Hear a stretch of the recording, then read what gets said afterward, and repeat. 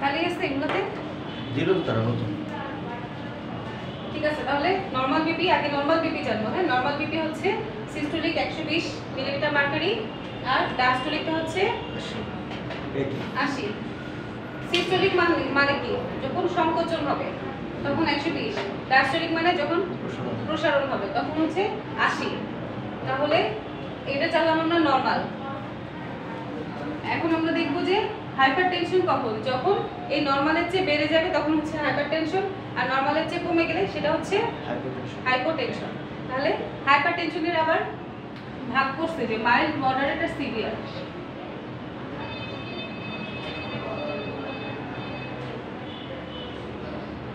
এটা হচ্ছে সিস্টোলিক, হচ্ছে ডায়াস্টোলিক।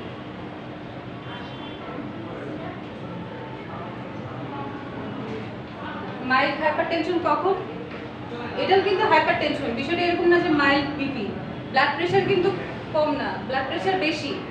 সবগুলোই হাইপারটেনশন, একটু কম হাইপারটেনশন, এর চেয়ে একটু বেশি একদম সিভিয়ার। তাহলে মাইল্ড কত থাকলে বলতেছি, সিস্টোলিক যদি 140 থেকে 159 থাকে তখন এটাকে আমরা মাইল্ড বলতেছি, আর ডায়াস্টোলিক হচ্ছে 90 থেকে 99। আর এটা কি এমএমএইচজি, এটা মানে কি? মিলিমিটার মার্কারিটা হচ্ছে এটার একক, ইউনিট। এরপর আসতেছে মডারেট। মডারেট কত? 160 থেকে 179। এক একটা বই এক এক রকম লেখা। হ্যাঁ, এই শীটের মধ্যে এরকম লেখা, অন্য বই দেখবেন আবার অন্যরকম। এটা 100 থেকে 109 পর্যন্ত মডারেট করছে। এরপরে এটা 110 থেকে কত? 110 বা 110, 120 কি বলি, 110 এর বেশি অথবা 110, এই চিহ্নটা এভাবে লিখে সমান অথবা এর বেশি। আর এটা হচ্ছে 180 এর বেশি, 180 অথবা এর বেশি। এই চিহ্নটা বুঝছেন? জি ma'am. More than or equal, তাহলে 180 অথবা এর বেশি, এটা হলে হচ্ছে সিভিয়ার, অনেক বেশি। ঠিক আছে, তাহলে এটা হচ্ছে হাইপারটেনশনের একটা চার্ট। এটা কিন্তু ব্লাড প্রেশারের চার্ট নয়, এটা কিন্তু হাইপারটেনশনের চার্ট। ঠিক আছে, আচ্ছা এবার বলি কি বলছে, এটা বুঝে দিব। আমাদের কোশ্চেনটা এখন হচ্ছে বলছে define mild hypertension, mention the treatment of mild hypertension. এখন হচ্ছে বলছিলাম এখানে কত, সিস্টোলিক ব্লাড প্রেশার যদি 140 থেকে 159 মিলিমিটার মার্কারি, অথবা ডায়াস্টোলিক ব্লাড প্রেশার যদি 90 থেকে 99 মিলিমিটার মার্কারি হয়, অথবা সিস্টোলিক এবং ডায়াস্টোলিক উভয় বিপি যদি উক্ত রেঞ্জের মধ্যে হয় তবে তাকে মাইল্ড হাইপারটেনশন বলে। যদি সিস্টোলিকটা বেড়ে 140 থেকে 159 হয়, কথাটা বুঝেন, বাংলা লিখতে পারবেন যদি বুঝেন। যদি সিস্টোলিক ব্লাড প্রেশার 140 থেকে 159 এর বেশি মধ্যে হয়, অথবা যদি ডায়াস্টোলিক ব্লাড প্রেশার 90 থেকে 99 এর মধ্যে হয়, বা যদি উভয় ব্লাড প্রেশার মানে সিস্টোলিক প্লাস ডায়াস্টোলিক দুইটাই যদি বেড়ে 140 থেকে 159 বা 90 থেকে 99 এর মধ্যে থাকে, তাহলে এটাকে মাইল্ড হাইপারটেনশন বলে। দেখেন বিষয়টা এরকম, যদি সিস্টোলিকটা 142 আর ডায়াস্টোলিকটা হচ্ছে 80, এটা কি? তাহলে এটা কি ব্লাড প্রেশার?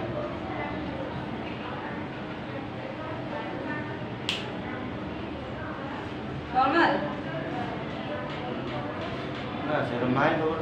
এটা মাইল্ড হাইপারটেনশন। কেন? সিস্টোলিকটা নরমালের চেয়ে বাড়ছে, তাই না? আর ডায়াস্টোলিকটা নরমাল থেকে কম, মানে এটার চেয়ে কম আছে, নরমাল আছে, তাহলে এটাও মাইল্ড হাইপারটেনশন। আবার যদি এরকম হয় 130 আর এটা হচ্ছে 95, তাহলে এটা কি? মাইল্ড। এটাও মাইল্ড হাইপারটেনশন। তার মানে বলছে কি, যদি সিস্টোলিকটা এটার মধ্যে হয় কিন্তু ডায়াস্টোলিক নরমাল, আবার ডায়াস্টোলিকটা যদি এটার মধ্যে হয় যেমন 95 কিন্তু সিস্টোলিকটা নরমাল, তাহলে দুইটাই হচ্ছে মাইল্ড হাইপারটেনশন। এখন যদি এরকম কিছু না হয়ে যদি দুইটাই বেড়ে যায়, যেমন এটা আছে 150 অথবা এটা 90, 150/90 যদি থাকে কারো, তাহলে এটা বলছে এরকম। যদি শুধু এটা বাড়ে, এটা নরমাল, আর যদি শুধু এটা নরমাল থেকে এটা বাড়ে, অথবা দুইটাই বাড়বে, সেটাই হচ্ছে মাইল্ড হাইপারটেনশন। রেঞ্জটা যদি এটার মধ্যে থাকে, যে কোনো একটা এটার মধ্যে থাকলেও অথবা দুইটাই যদি এটার মধ্যে থাকে তাহলে মাইল্ড হাইপারটেনশন। বুঝছেন? আচ্ছা, তাহলে বলছে কি যে সিস্টোলিক ব্লাড প্রেশার এটা এটা এটা মানে যা বললাম আমি। এরপর বলছে treatment of mild hypertension. Mild হাইপারটেনশনের ট্রিটমেন্ট কি কি দিব? এনজিওলাইটিক, অ্যান্টি অ্যাংজাইটি ড্রাগ করছিলাম, তারপর beta blocker, propranolol, atenolol, timolol, এগুলা, ক্যালসিয়াম চ্যানেল ব্লকার। তারপর কি বলছে অ্যাকর্ডিং টু হার্ট রেট কত আছে সেটা দেখে তারপর হচ্ছে এই ওষুধগুলো দিব। ঠিক আছে, এক একজনের জন্য এক একটা চুজ করব। কারো যদি কিডনিতে সমস্যা থাকে তখন তাদের জন্য একটা, কারোর সাথে যদি প্রেশারের সাথে ডায়াবেটিস থাকে তাদের জন্য আলাদা, হ্যাঁ, এভাবে চুজ করব। এরপরে আসি মডারেট হাইপারটেনশনে। তাহলে মডারেট কত ছিল? এখন কথা হচ্ছে মডারেটে লেভেল বলছে কত? 160 থেকে 179, আর এটা কত? 100 থেকে 109। এখন সিস্টোলিক ব্লাড প্রেশারটা যদি এটা হয়, ডায়াস্টোলিকটা এর চেয়ে কম, আবার সিস্টোলিক কম কিন্তু ডায়াস্টোলিকটা আবার এটার মধ্যে, ধরেন 105, দুইটাই হচ্ছে মডারেট হাইপারটেনশন। এখন যদি হলো দুইটাই, এটা 170 আর এটা 100, তাহলে দুইটাই বাড়ছে, তাই না? তাহলে দুইটাই হচ্ছে, এটাও মডারেট হাইপারটেনশন। হয় এটা বাড়বে, না হয় এটা বাড়বে, অথবা দুইটাই বাড়বে। ওর কথা এটাই। এবার এটার ট্রিটমেন্ট কি? এটাও সেম, এনজিওলাইটিক দিব অথবা বিটা ব্লকার অথবা ক্যালসিয়াম চ্যানেল ব্লকার অথবা beta blocker plus calcium channel blocker অথবা এনজিওলাইটিক আর এসিই ইনহিবিটর। এসিই মানে হচ্ছে এনজিওটেনসিন কনভার্টিং ইনহিবিটর। ঠিক আছে, তাহলে ওইটা দিব। এটা হলো, ঠিক আছে। তাহলে ট্রিটমেন্টগুলো শিখতে হবে। আমার মনে হয় যে এভাবে ট্রিটমেন্ট না শিখে এই একটা লাইনই সবার জন্য শিখলে বেটার হয়। ঠিক আছে, কি কি? এনজিওলাইটিক অথবা বিটা ব্লকার অথবা ক্যালসিয়াম চ্যানেল ব্লকার। ঠিক আছে,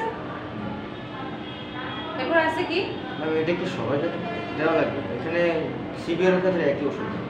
হ্যাঁ, এটাই তো বললাম আমি যে ওই যে এখানে বলছে অ্যাকর্ডিং টু হার্ট রেট দেখে, প্লাস যার ডায়াবেটিস আছে তার জন্য আলাদা হবে, যার কিডনিতে সমস্যা আছে তার, যার হার্টের সমস্যা আছে তার জন্য আলাদা।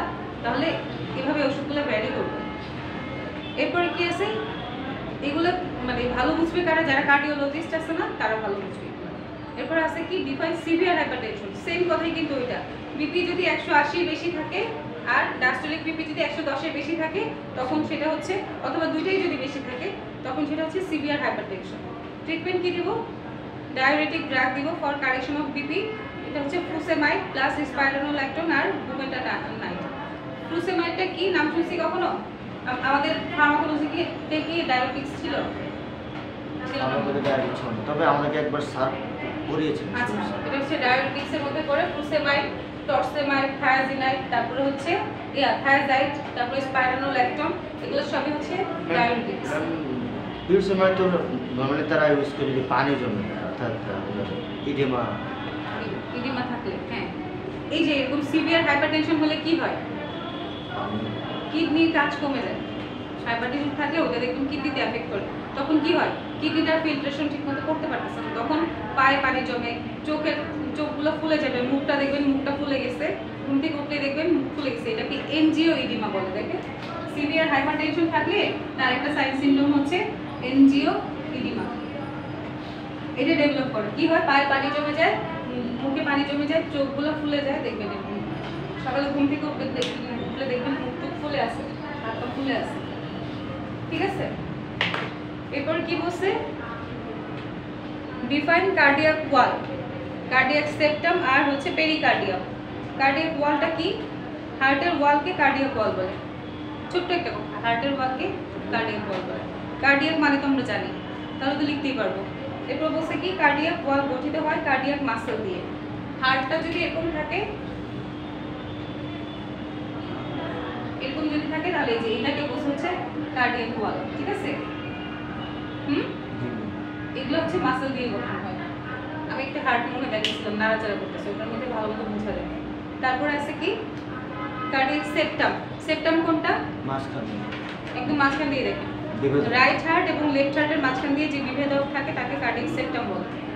এই যে এগুলো হচ্ছে right atrium, right ventricle, left atrium, left ventricle. এগুলো মাঝখানে যে সেপ্টামটা থাকে না, ওটাই হচ্ছে কার্ডিয়াক সেপ্টাম। বলছে কি? কার্ডিয়াক সেপ্টাম গঠিত হয় কার্ডিয়াক মাসেল দিয়ে, তাহলে এগুলো মাসেল, এগুলোও মাসেল। এরপরে বলছে পেরিকার্ডিয়াম। আমরা কি পেরিটোনিয়ামের নাম শুনছি? জি ম্যাম। কি এটা পেরিটোনিয়ামটা কি?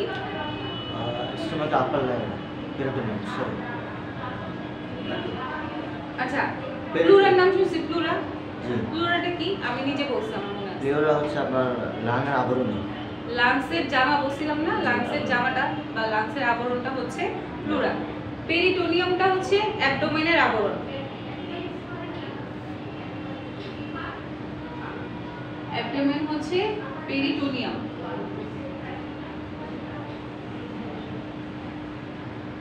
লাংসের জামা হচ্ছে প্লুরা।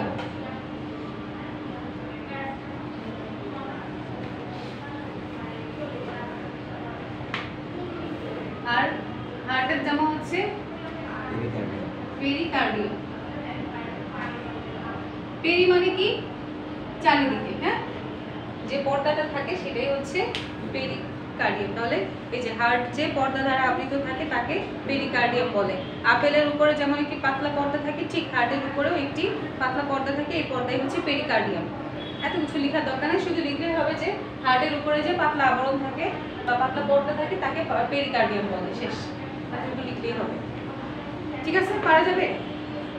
আচ্ছা, এটা লিখে নিছেন, এই দুটা লিখে নেন, পরে ভুলে যাবেন। অ্যাবডোমেনের একটু ডিটেইলসে লিখে নেন। অ্যাবডোমেনের পর্দা হচ্ছে পেরিটোনিয়াম, প্লুরা হচ্ছে লাংসের, আর হার্টের হচ্ছে পেরিকার্ডিয়াম।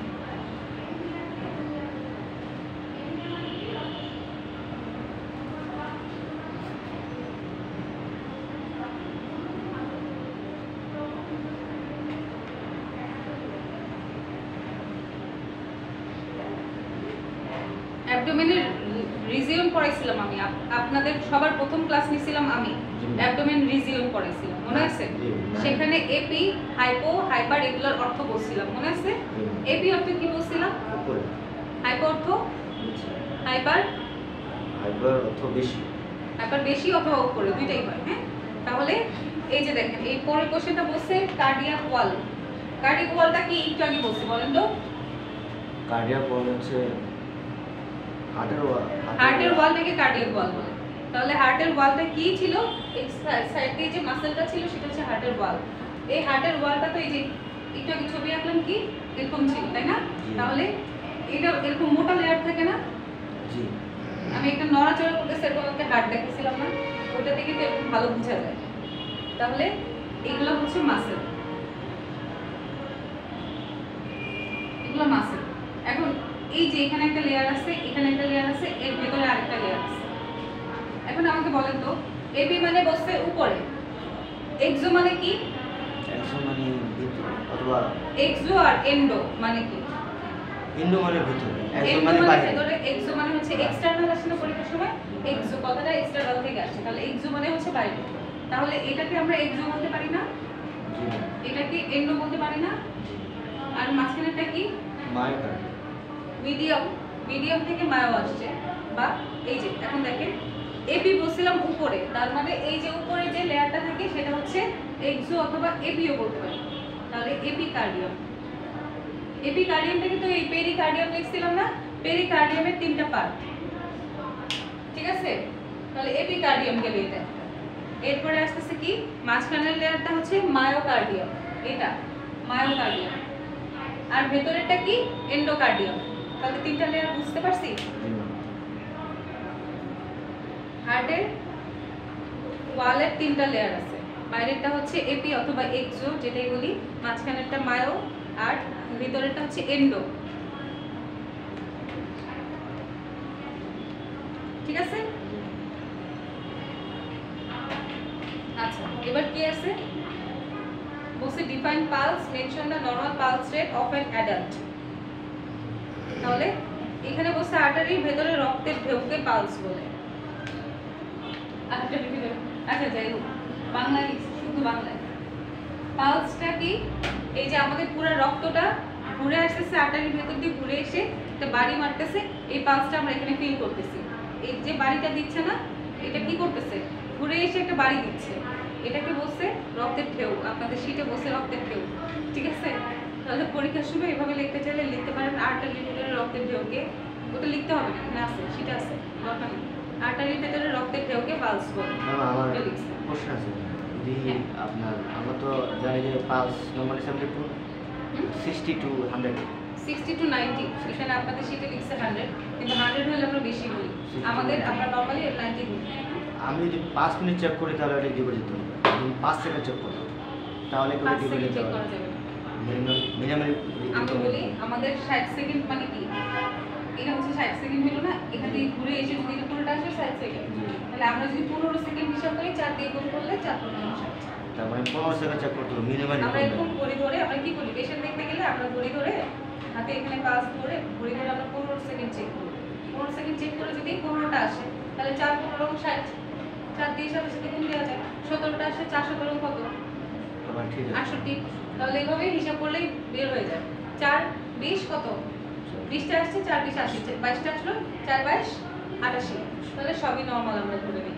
যদি দেখতেছি 4 30 কত,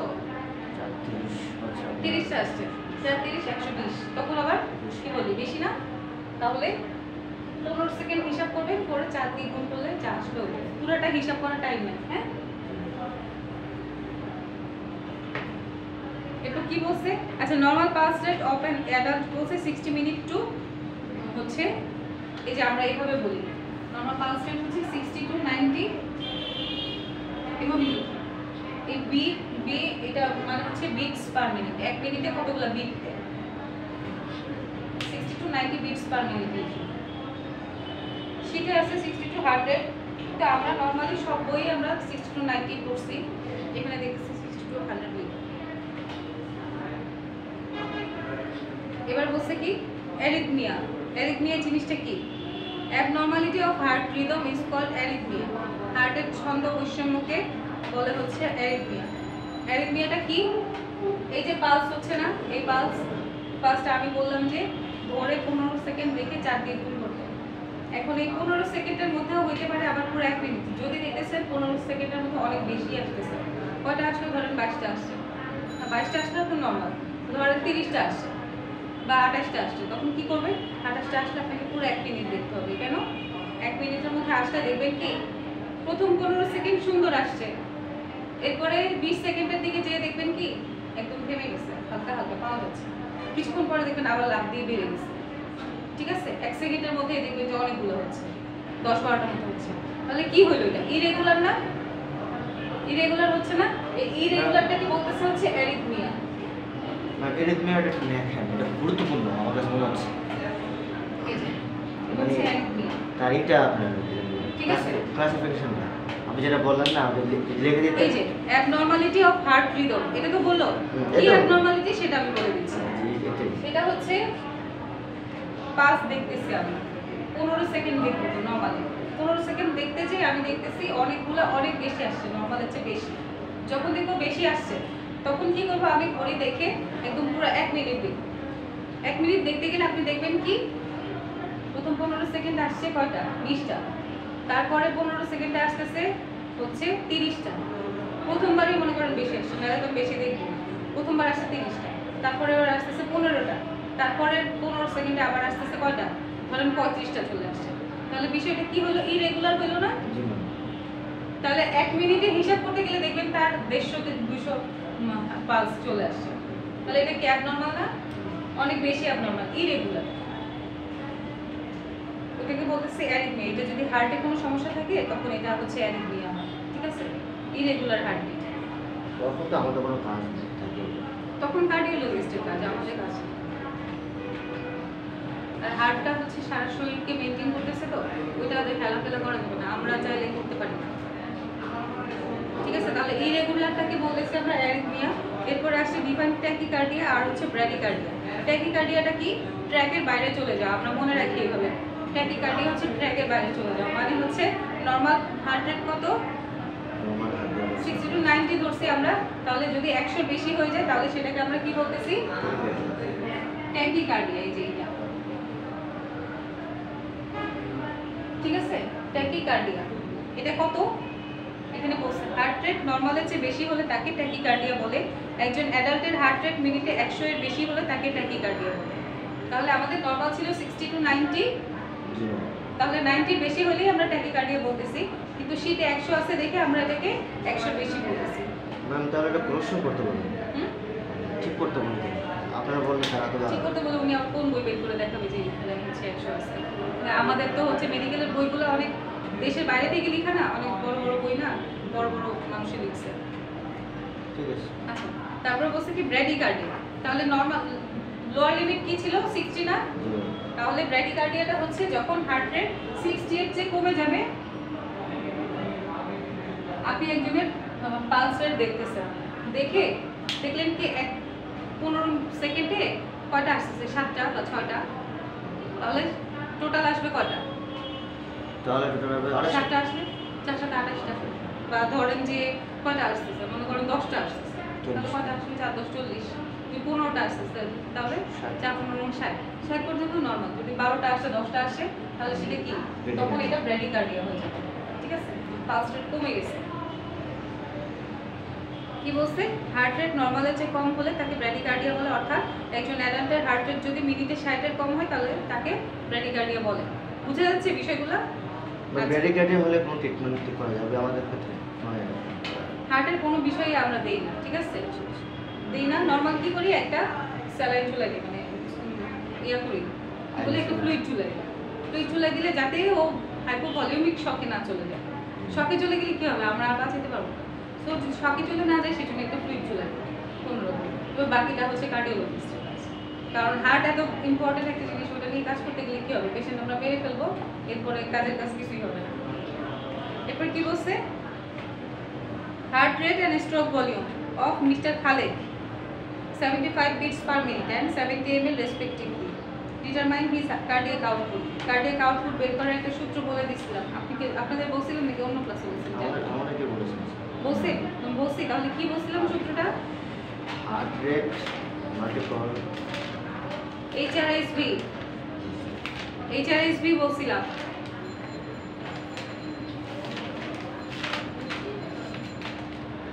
এখানে দেখেন HRSV, HR মানে কি? হার্ট রেট, এটা হচ্ছে হার্ট রেট। এই জুটলানো লাগবে, এখানে দেখেন heart rate into systolic volume, stroke volume.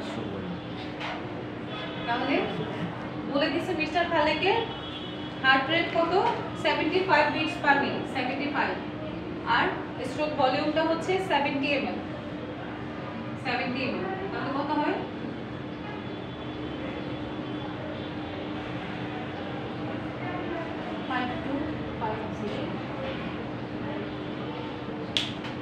তাহলে এখানে ছিল ml ছিল আর মিনিট ছিল, তাহলে এটা হচ্ছে ml পার মিনিট।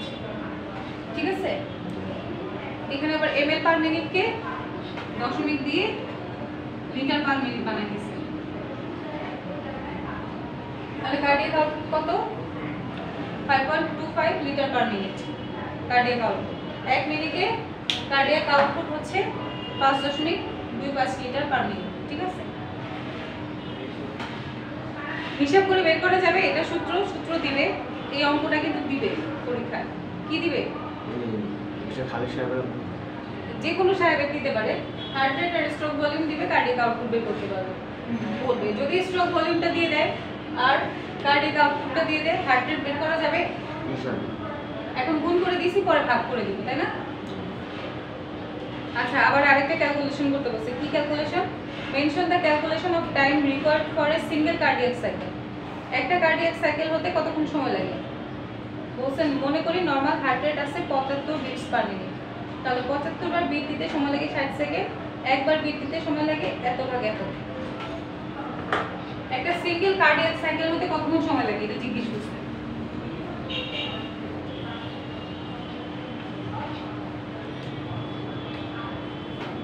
পঁচাত্তরটাকে নর্মাল ধরে নিছে কেন?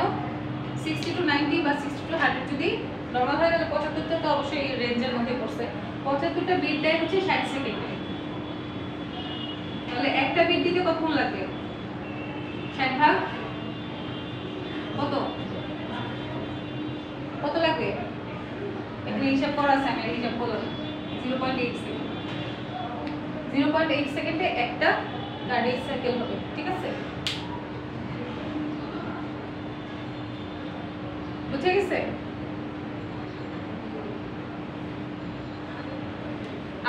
আমরা পড়ছিলাম right atrium, right ventricle. Right atrium নাকি ভালভের মধ্যে পড়ছিলাম যে এই যে 0.8 সেকেন্ড করে পড়ছিলাম না, মনে আছে? 0.8 সেকেন্ড আরেকটার জন্য কত ছিল? সব মিলে এক হয়েছিল, তাই না? আচ্ছা, 0.8 আর 0.2 মনে হয়েছিল। এক্সট্রিমের ক্ষেত্রে হচ্ছে আপনার 0.5 আর 0.3 আর আরেকটা হচ্ছে মানে ভেন্ট্রিকলের ক্ষেত্রে 0.7 0.1। ঠিক আছে, তারপর কি বলছে? Mention the normal ratio of systolic, diastolic and pulse pressure. Ratio মানে কি? এটা আমি অনুপাত। অনুপাত এই তিনটা জিনিসের মধ্যে অনুপাত করতে বলছে। যে তিনটা জিনিসের অনুপাত কত কত আছে? নরমাল, সবার আগে আমাদের তাইলে জানতে হবে নরমাল রেশিও অফ সিস্টোলিক। সিস্টোলিকের নরমাল কত? সিস্টোলিক নরমাল কত? সিস্টোলিক ব্লাড প্রেসার নরমাল কত? Systolic blood pressure normal 120। হ্যাঁ, 120। তারপর ডায়াস্টোলিক নরমাল কত? 80। ডায়াস্টোলিক হচ্ছে 80। তারপরে কি চাইছে? পালস প্রেসার নরমাল কত? Pulse pressure normal 60 to 100। Pulse pressure বের করা শিখাইছে এই পাশে? 72 এভারেজ। বের করার নিয়ম সেটা দিছে? জি, এভারেজ 72। পালস প্রেসার আছে হচ্ছে কত? 40। Pulse pressure 40। তাহলে পালস প্রেসার নরমাল হচ্ছে 40। তাহলে বলছে এদের মধ্যে অনুপাত করতে। করলাম অনুপাত। এই হচ্ছে অনুপাত। ঠিক আছে, এখন এদেরকে কাটাকাটি করে আরো ছোট করা যাবে। কত করা যাবে দেখেন তো? কত দিয়ে এদেরকে কাটাকাটি করা যাবে? 20 দিয়ে। হ্যাঁ, এটা কেটে দিলাম। এখন কত দিয়ে কাটবো? 20। 4 দিয়ে কাটা যায়। দেখেন 4 কে 4, 4 দুগুণে 8, 3 4 12। তাহলে এদের অনুপাত 3:2:1 লেখা যাবে। এটাই বলছে, দেখেন এই যে এখানে এটাই বলছে normal ratio of systolic, diastolic and pulse প্রেসারের নরমাল রেশিও বের করতে বলছে। আগে আমাদের নরমালটা জানতে হবে, এরপরে এই তিনটা এভাবে দিয়ে এই যে এটা রেশিও, এটাই आंसर। এটা আসবে আসে কিনা জানি না।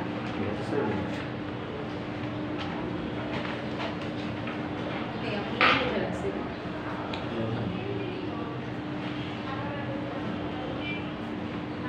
আচ্ছা, এরপর কি বলছে? Normal average BP according to some ages. নিওনেটের হচ্ছে 60 to 33 আছে, 160। 20 বছর হচ্ছে 20/80, 45 হচ্ছে 145/90, 70 বছর হচ্ছে 70/95। নরমাল এভারেজ বিপি বলছে, মানে যাদের 70 বছর তাদের 170। ম্যাম আমার কোশ্চেন ছিল যে আমি একটা বই পড়েছিলাম যে নরমালি 14 বছরের নিচেদের যারা আছে তাদের ক্ষেত্রে হাইট প্রেশার বা ঠিক না, মাপা ঠিক না। প্রেশার মাপা ঠিক ঠিক না। না। প্রেশার তো মাপিও না নরমালি। তো এই যে এখানে দিয়ে দিল। বাচ্চা, আমি আমার জীবনে কোনোদিন প্রেশার মাপছি কিনা সন্দেহ। আমি মনে হয় আমার জীবনে একবার প্রেশার মাপছি, ঠিক আছে, লাগে না। কিন্তু এখানে দিয়ে নিউবর্ন চাইল্ড 60 to 30 লিখে রাখছে, মানে এটা জানার জন্য। ধরেন কোন প্রেশার হচ্ছে, কোন বাচ্চা হচ্ছে অনেক বেশি পালস রেট আছে, তার প্রেশার মাপার জন্য হয়তো দিয়ে রাখছে। কিন্তু এই যে লিখছে এখানে 70 বছর 170 95, এটা যারা অসুস্থ তাদের ক্ষেত্রে হয়, নরমালি সবার ক্ষেত্রে এরকম হয় না। 45 বছর 145 90। এটা তো 4 হলে দেওয়া আছে, মডারেট, মাইল্ড, মডারেট, সিভিয়ার। ওটা ফলো করে চালানো না। আচ্ছা, এটা বাদ, এটা সম্পর্কে আমি এরকম বলতে চাচ্ছি না।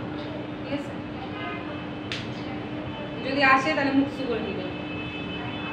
আবার এখানে কি লিখছেন? Mention the normal heart rate according to some ages. Heart rate বলছে এটাতে হচ্ছে 60 to 100, ওই যে একটু আগে আমরা যেটা পড়াইছি 60 to 90।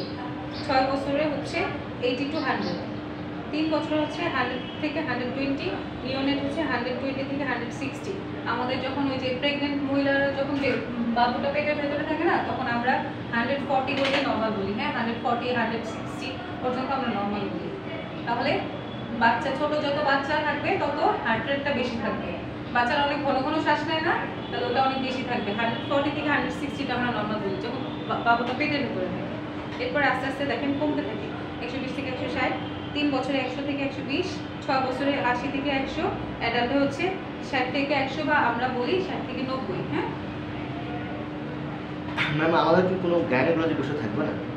কিছু তো নাই, দেখি না তো। কারণ ওই একটা ভাইয়া হচ্ছে 4 বছরের কোর্সে ভর্তি হয়েছে, ওনার দেখলাম গাইনি আছে, তাও তো আমার কিছু না, অল্প কিছু আছে। যদি গানে বলে বিষয় না জানা যায় ট্রিটমেন্ট করবে জানতে তো হবে,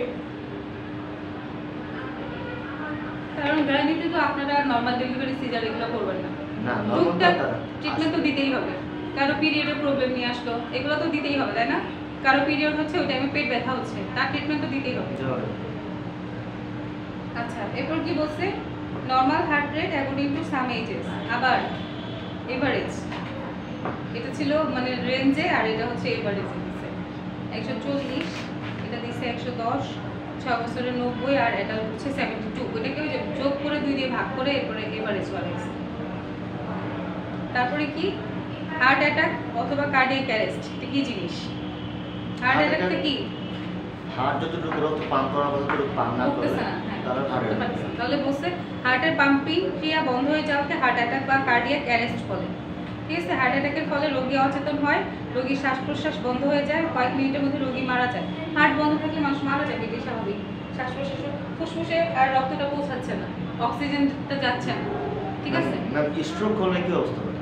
স্ট্রোক করে তো ব্রেইনে স্ট্রোক করে, এটা তো হার্টে না। তার হাত পা অঙ্গ প্রত্যঙ্গ চলবে না, স্ট্রোক করলে তো হচ্ছে মাথার ভেতরে, ব্রেনের ভেতরে হেমোরেজ হয়, রক্ত চলাচল শুরু হয়। হঠাৎ করে একটা আর্টারি ছিঁড়ে গেলে তখন কি হয়? স্ট্রোক হ্যাঁ, বা ব্লক হয়ে যায়। হ্যাঁ, ব্লক হয়ে যায় বা ছিঁড়ে যায়, আর্টারি ছিঁড়ে যায়, ওটাকে বলতেছে স্ট্রোক। গ্রাম থেকে গতকাল গ্রাম থেকে একজন ফোন করে বলতেছে আমার মা স্ট্রোক করছে। আমি তো আপনার কি করতেছে? হাত পা নাড়াচাড়া করতে শুয়ে আছে। আমি তো এটা স্ট্রোক, এটা কি স্ট্রোক? শুয়ে আছে, মানে হাত পা নাড়াচাড়া করতেছে, সেন্সলেস হয়ে যায়, সেন্সলেস হয়ে যায়। এরপরে দেখা যায় কি, মানে সেন্স ফিরে আসলেও মুখটা বাঁকা হয়ে যাবে, একটা শরীরের একটা সাইড অবশ হয়ে যায়, প্যারালাইজড হয়ে যায়।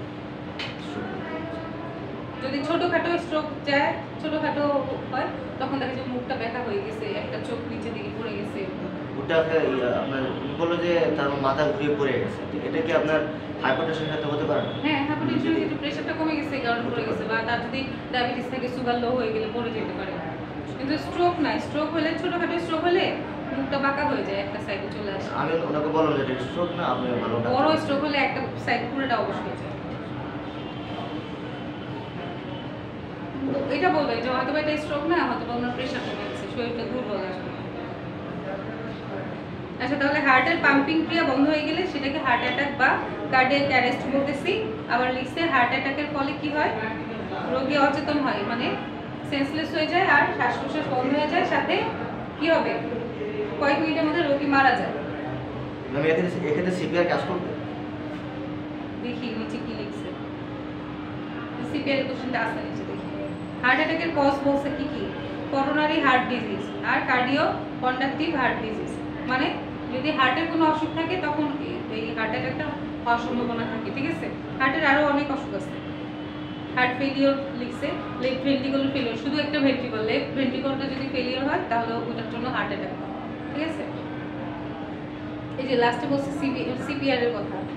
আচ্ছা, এটা পারবো? Causes of heart attack, coronary heart disease বলছে, cardio conductive heart disease, heart failure. মাঝখানেটা লেখার দরকার নেই, করোনারি হার্ট ডিজিজ আর হার্ট ফেলিওর লিখতেই হবে। এরপর বলছে সিপিআর কি? সিপিআর এর ফুল মিনিং কি? সিপিআর ফুল মিনিং হচ্ছে cardio pulmonary resuscitation. Cardio pulmonary মানে হার্ট আর ফুসফুসের মধ্যে ওই যে অক্সিজেন চলাচল বন্ধ ছিল না, ওইটাকে ঠিক করে দেয়া। তাহলে সিপিআর এর বাংলা হচ্ছে হৃদ ফুসফুসীয় উজ্জীবন। কার্ডিয়াক অ্যারেস্টের সময় সিপিআর প্রয়োগ করা হয়। যদি কার্ডিয়াক অ্যারেস্ট হইলে তখন সিপিআর দেয়। কি করে? পাম্প করে, আবার চাপটা কিন্তু বুকের উপর দেওয়া যাবে না। ঠিক আছে, দিলে কি হবে? রিবস তো ভেঙে যাবে, থোরাসিক কেসটা ভেঙে যাবে। তাহলে হাতের চাপটা থাকতে হবে আপনার হাতের উপর, এক হাতের চাপ আর এক হাতের উপর থাকতে হবে। ঠিক আছে, হালকা করে পাম্প করে কি করতে হবে? ওর ওই যে হার্ট থেকে ফুসফুসে যেন অক্সিজেন, কার্বন ডাই অক্সাইডে যাতায়াত করতে পারে সেটা ব্যবস্থা করতে হবে। এটাই। এরপর বলছে কি ভেসোকনস্ট্রিকশন কি? আমাদের ব্লাড ভেসেলগুলো সংকোচন হয়ে যায়। কনস্ট্রিকশন মানে সংকোচন হয়ে যাওয়া, আর ডাইলেটেশন মানে প্রসারণ হওয়া। তাহলে ভেসো আসছে ভেসেল থেকে, ব্লাড ভেসেলের লুমেনগুলো সরু হয়ে যাওয়াকে ভেসোকনস্ট্রিকশন বলে। মানে এটা যদি একটা ব্লাড ভেসেলের মুখ থাকে, এই যে ব্লাড ভেসেলটা এরকম, হ্যাঁ, এটা যদি এর মুখ থাকে তাহলে এটা কি হচ্ছে? এরকম হয়ে হয়ে ছোট হয়ে গেছে। এটা হচ্ছে কি? কনস্ট্রিকশন। আর এটা যদি এরকম বড় হয়ে যায় তাহলে সেটা হচ্ছে ডাইলেটেশন, ঠিক আছে, ভেসো ডাইলেটেশন। এটা ছিল ভেসেল, আরটা নিয়ে হতে পারে ভেইন হতে পারে। তাহলে ভেসেল কস কি হতো? কস বলতেছি এখানে। তাহলে ভেসো কনস্ট্রিকশন, এই দেখেন ছবি এঁকে দিচ্ছে, নর্মাল ভেসেল আর এটা কনস্ট্রিকশন হয়ে গেছে, নর্মাল ভেসেল এটা ডাইলেটেশন হয়ে গেছে। কজ কি বলছে? ভেসো কনস্ট্রিকশনের কারণ কি? ব্লাড ভেসেলের ওয়ালে ক্যালসিয়ামের আধিক্যের কারণে ভেসো কনস্ট্রিকশন হয়। এই এটার পক্ষে ক্যালসিয়াম জমে গেছে। তাহলে ভাস্কুলার ওয়ালে ক্যালসিয়ামের আধিক্যের ফলে তরল পদার্থ জমে যায়, ফলে ভাস্কুলার ওয়াল মোটা হয়ে লুমেনটা শুরু হয়ে যায়। কি হয়েছে? এটা ছিল মুখ, এটা ক্যালসিয়াম জমে কি হয়েছে? ওয়ালটা মোটা হয়ে গেছে, কিন্তু লুমেন মানে কি? ছিদ্রটা ছোট হয়ে গেছে। আর এটা কি হয়েছে? নরমালটা ছিল এটা, এটা ডাইলেটেশন হয়ে এত বড় হয়ে গেছে। এটা ডাইলেটেশন কেন হয়েছে? যে কই হয়েছে ডাইলেটেশন? কজ কি লিখছে? আচ্ছা দেখি, ব্লাড ভেসেলের লুমেন প্রশস্ত হওয়াকে বলতেছে ভেসোডাইলেটেশন। ভাস্কুলার ওয়াল সরু হলে ভেসোডাইলেটেশন ঘটে। কারণ লিখে নেয়। ভেসোডাইলেটর ড্রাগ কি? Common vasodilator drug testosterone blocker. ড্রাগগুলো হচ্ছে ব্লাড ভেসেলকে বসাইতে পারে, তাদেরকে ভেসোডাইলেটর ড্রাগ বলে। কমন ভেসোডাইলেটরগুলো আছে অ্যামলোডিপিন, নিফেডিপিন, ভ্যারাপামিল, এগুলো হ্যাঁ ক্যালসিয়াম চ্যানেল ব্লকার। তাহলে অ্যামলোডিপিন, নিফেডিপিন, ভ্যারাপামিল দিয়ে হচ্ছে ব্লাড ভেসেলটাকে ডাইলেট করছে। এরপর কি বলছে? ভেসো কনস্ট্রিকশন এবং ভেসো ডাইলেটেশনের সাথে ব্লাড প্রেশারের কি সম্পর্ক? কি সম্পর্ক? ভেসো কনস্ট্রিকশন হলে যখন কনস্ট্রিকশন হয় তখন ব্লাড প্রেশারটা বাড়ে, ভেতরের প্রেশারটা বেড়ে যাচ্ছে, কনস্ট্রিকশন হওয়াতে প্রেশারটা বেড়ে যাচ্ছে। আর ভেসো ডাইলেটেশন হলে ব্লাড প্রেশারটা কমে যাচ্ছে, ব্লাডগুলো ঠিকমতো চলে যেতে পারতেছে, তাই না? তখন প্রেশারটা কমতেছে। এরপরে বলছে কি ইসকেমিক ডিজিজ কাকে বলে? ইসকেমিক ডিজিজ কাকে বলে? আপনাদের কি ইসকেমিয়া কোনো ইয়া ছিল, ডেফিনিশন ছিল ইসকেমিয়া কাকে বলে? ইসকেমিয়া কোনো ডেফিনেশন না, তবে একদিন স্যার আমাদেরকে বলেছিল যে ইসকেমিক প্রেশার, অর্থাৎ রক্তের যে প্রেশার থাকে এটা ইসকেমিক। আচ্ছা বলছে ব্লাড সাপ্লাই বন্ধ হওয়ার কারণে অথবা ব্লাড সাপ্লাই কমে যাওয়ার কারণে যে সকল ডিজিজ হয় তাদেরকে ইসকেমিক ডিজিজ বলে, এটা বলছে। আর কিছু বলে না। শেষ হচ্ছে। আবার ইসকেমিক ডিজিজের ক্লাসিফিকেশন করছে। ইসকেমিক ডিজিজের ক্লাসিফিকেশনে কি? ইসকেমিক হার্ট ডিজিজ, হার্টে। ইসকেমিক সেরেব্রাল ডিজিজ, সেরেব্রাম কোথায় আছে? ব্রেনে। তারপর ইসকেমিক বাউল ডিজিজ কোথায়? বাউল কোথায়? ইন্টেস্টাইনে। ইসকেমিক লিম্ফ ডিজিজ কোথায়? লিম্ফ মানে হাত পা। Ischemic cutaneous disease skin. তাহলে কয়টা বলছি আমরা? 5টা।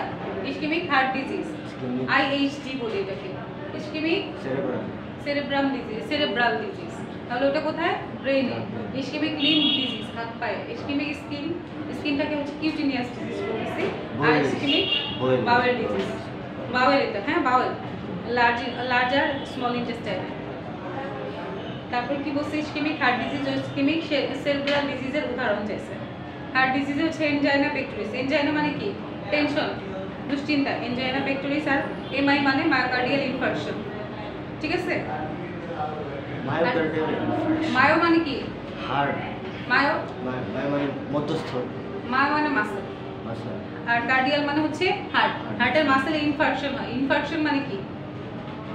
টিস্যু সেগুলা নেক্রোসিস হয়ে যায়, কুকড়ে যায়, কুচিমুচি হয়ে যায়, ঠিক আছে? আর ইসকেমিক স্ট্রোক মানে কি? ইসকেমিয়া কি বলছে একটু আগে? হার্টের ব্লাড সাপ্লাই যদি বন্ধ হয়ে যায় বা কমে যায় তাহলে ইসকেমিক স্ট্রোক হচ্ছে হার্ট ব্লাড সাপ্লাই কমে যাওয়ার ফলে যে স্ট্রোকটা হচ্ছে সেটা হচ্ছে ইসকেমিক স্ট্রোক। এটা কোথায় হচ্ছে? সেরেব্রাল ডিজিজে, ওই যে ব্রেনের মধ্যে। তারপর কি বলছে? Ischemic bowel disease, lymph disease আর ইসকেমিক কিউটেনিয়াস ডিজিজের উদাহরণ চাইছে। ইসকেমিক কোলাইটিস, কোলন কোথায় আছে? কোলন লার্জ ইন্টেস্টাইনে। তাহলে ইসকেমিক মেসেন্ট্রিক ডিজিজ, মেসেন্ট্রি কোথায় আছে?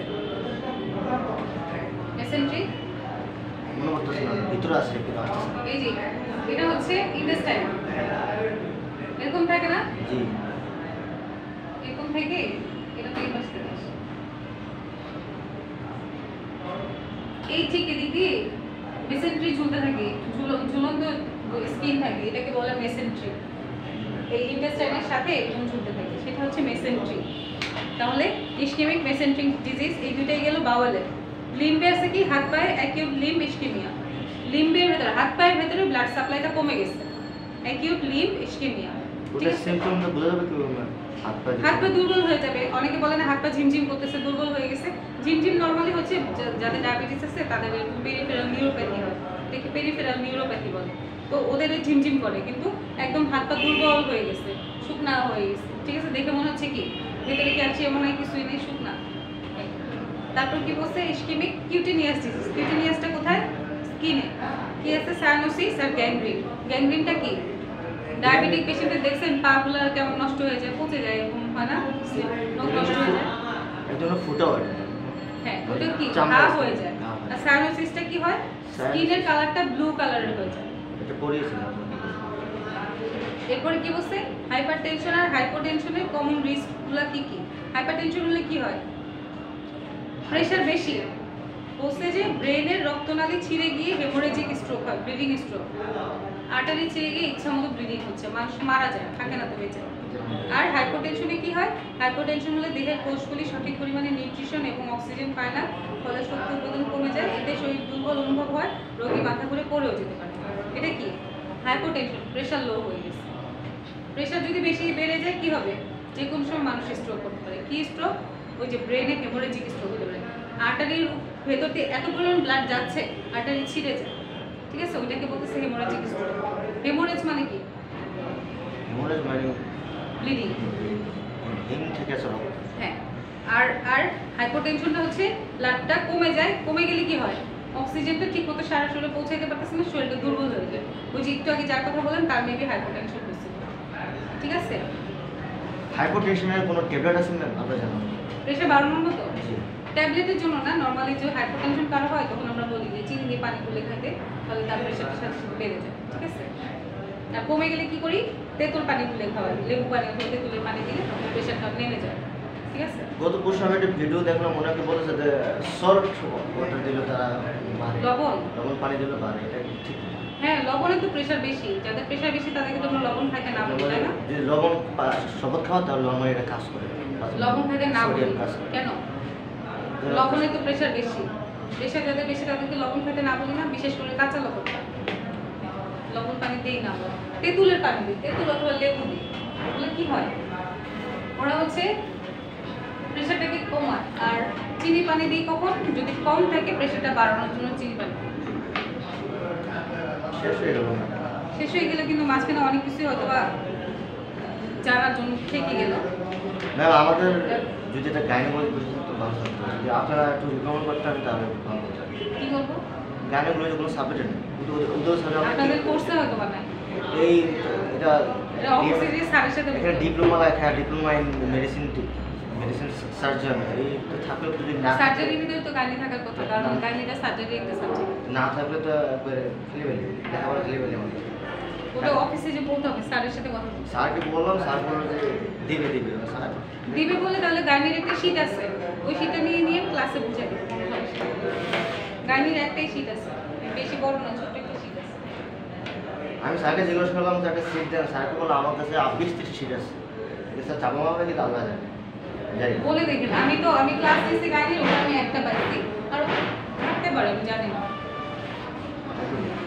আসসালামু আলাইকুম।